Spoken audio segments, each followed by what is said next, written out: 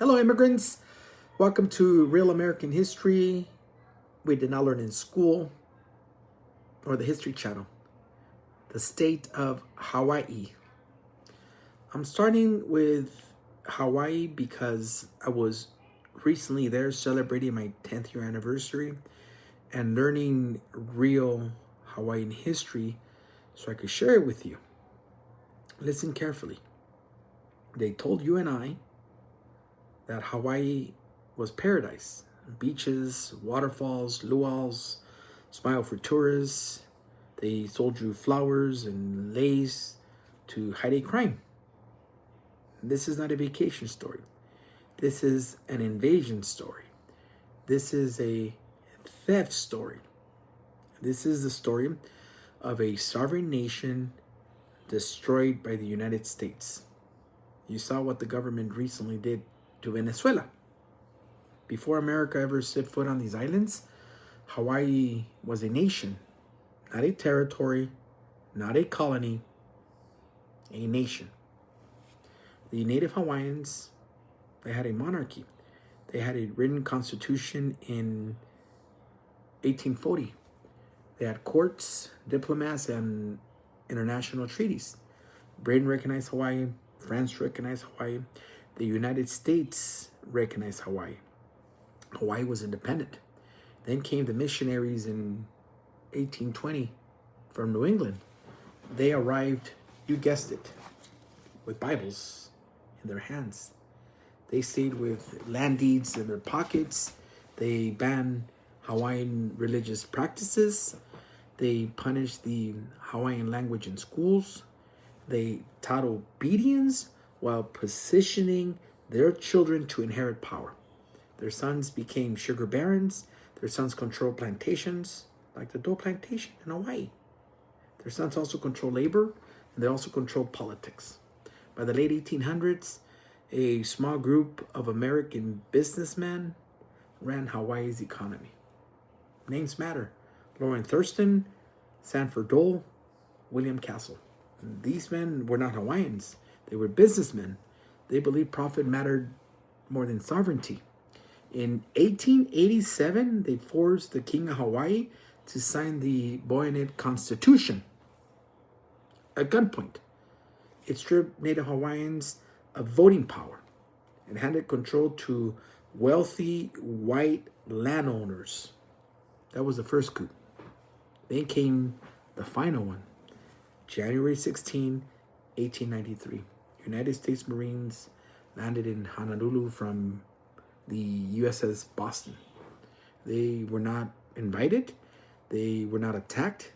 They landed to protect American business interest. The reigning monarch was King Lily. She tried to restore the Hawaiian Constitution. She tried to return power to her people. For that, she was overthrown. The coup was organized by Lawrence Thurston. The fake government was led by Sanford Dole.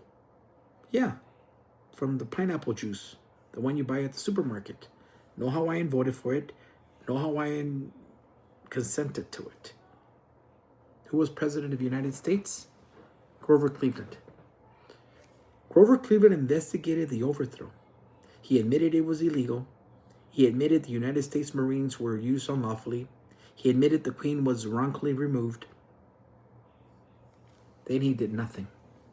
In 1895, Queen Lily was imprisoned in her own palace, held under armed guard. Her supporters were arrested. Some were beaten. Several were killed during the attempted resistance. She surrendered to authority to prevent mass bloodshed of her people. That was sacrifice. That was leadership. In 1898, the United States took Hawaii anyway. No treaty, no vote, no consent. Who was president then? William McKinley. The excuse was the Spanish-American War. The truth was military expansion. Pearl Harbor was the price. In 1900, Hawaii became a U.S. territory. In 1959, Hawaii became a state. Statehood did not return the land. Statehood did not restore sovereignty. Statehood legalized the theft. Native Hawaiians lost over 1.8 million acres of land. Their population collapsed by more than 90% after Western contact. Disease, displacement, forced assimilation, poverty. This is genocide by policy. Then came militarization. More than 20% of Hawaii land seized for U.S. military use, bombing ranges, a few spills, and live fire zones. Native Hawaiians were forced off ancestral lands for bases and runways. They were told it was national security. Security for who? And today, Native Hawaiians are the most likely people to be homeless in Hawaii. They die younger, they earn less, they are incarcerated at higher rates on land that once belonged entirely to them. Now let's talk about modern theft. Hawaii is now a billionaire playground. Mark Zuckerberg from Facebook bought over 1,300 acres of Kauai. He used a quiet little lawsuit to pressure Native families to sell ancestral land. And Larry Ellison, who recently bought TikTok, owns nearly 98% of the land in Lanai. One man, one island. Oprah Winfrey owns hundreds of acres in Maui. Tech companies, Wall Street money, Native Hawaiians get eviction notices. Now let's talk about the hypocrisy. MAGA waves the flag of Hawaii and screams patriotism. Patriotism to what? An illegal coup? A stolen kingdom? They shout about illegal immigrants while standing on stolen land. No treaty, no consent, just Marines and money. And to the Latinos for Trump, listen carefully.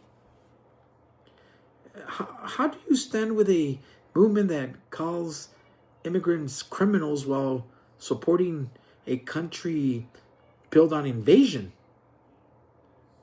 How do you chat about borders when Hawaii never agreed to join this nation? How do you repeat the lie of illegal people while ignoring the illegal overthrow of an entire country? This is ignorance. This is historical amnesia. This is siding with power against truth. Hawaii was not discovered. It was invaded. Hawaii was not annexed fairly. It was stolen. Hawaii is not America's trophy. It is America's evidence. Until this country admits the coup of 1893, until it admits the land theft, until it admits the broken sovereignty, there will be no justice. You cannot celebrate freedom where freedom was crushed. You cannot preach law while defending theft. You cannot call anyone illegal while standing on stolen land. Silence is complicity.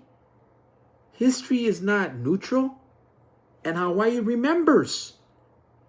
The truth is in your hands. Don't drop it. I'm your reliable source. Follow for part 2, the state of Alabama. I'm re-recording these videos because they've been taken down from TikTok, as I shared with you recently. And I'm going to start with the state of Alabama and we'll end with the state of Virginia.